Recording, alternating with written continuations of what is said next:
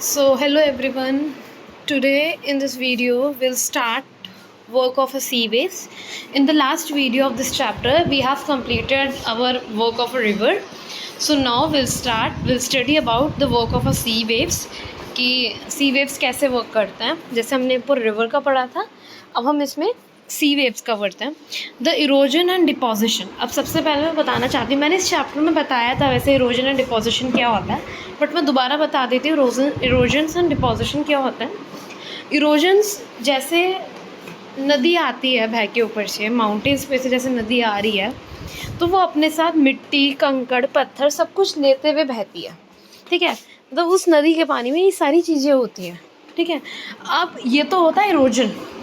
अब डिपोजिशन क्या होता है? डिपोजिशन में क्या होता है, वो जो मिट्टी जो अपने साथ कंकड़ पत्थर वगैरह लेके आती है वो कहीं ना कहीं उसको डिपॉजिट करती हुई आगे बढ़ती है. मतलब कहीं ना कहीं मिट्टी पत्थर वगैरह को सब साइड में छोड़ती हुई चलती है और खुद आगे बढ़ती है.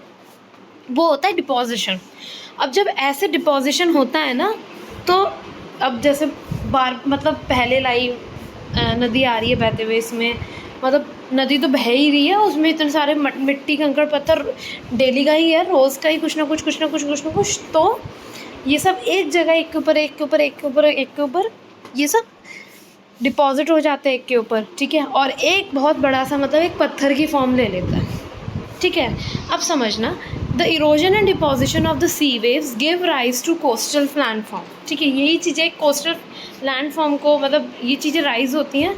सी waves continuously strike at the rock. Sea waves जो होती हैं, अब जैसे वो पत्थर की फॉर्म ले लेती हैं, मैंने बताया.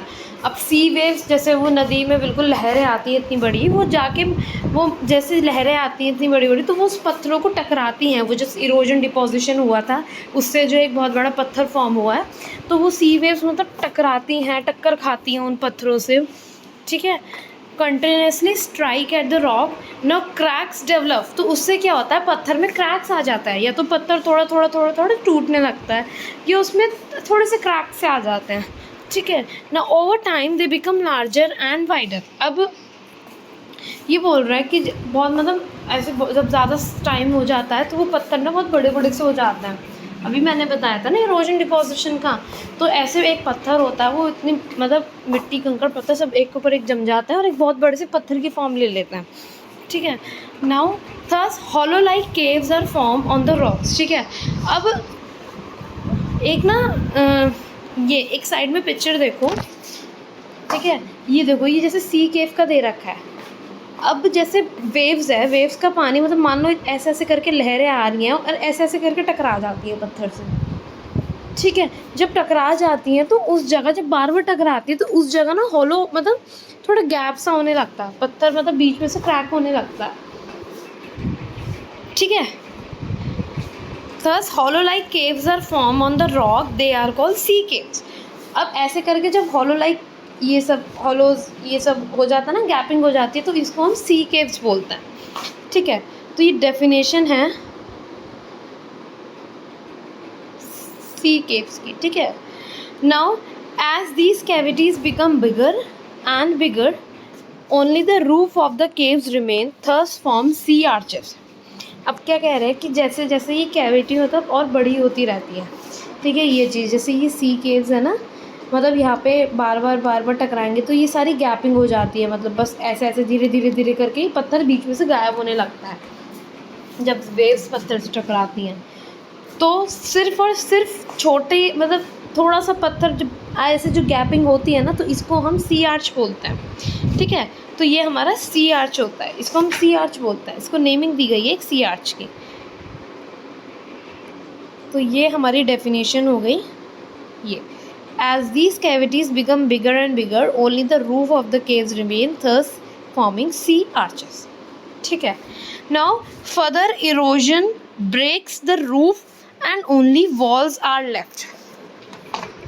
ठीक है, अब जैसे वो इरोजन हुआ था, अब थोड़ा थोड़ा करके ना ये सब मतलब ये ऐसे करके ये जैसे सी आर्च हो गया इतना, फिर थोड़ा और पानी टकराएगा थोड़ा और, तो ये सारी गैपिंग हो जाएगी, कुछ भी नहीं रहेगा, सब खाली खाली रहेगा. तो ऐसे करके पत्थर बचता है लास्ट में बस. ठीक है, तो जो वो पत्थर बचता है उसको हम स्टैक बोलते हैं. ठीक है, अब देखो आगे क्या है यहाँ पे। Further erosion breaks the roof and only the walls are left. ये बस एक वॉल सी बची है पत्थर टाइप का।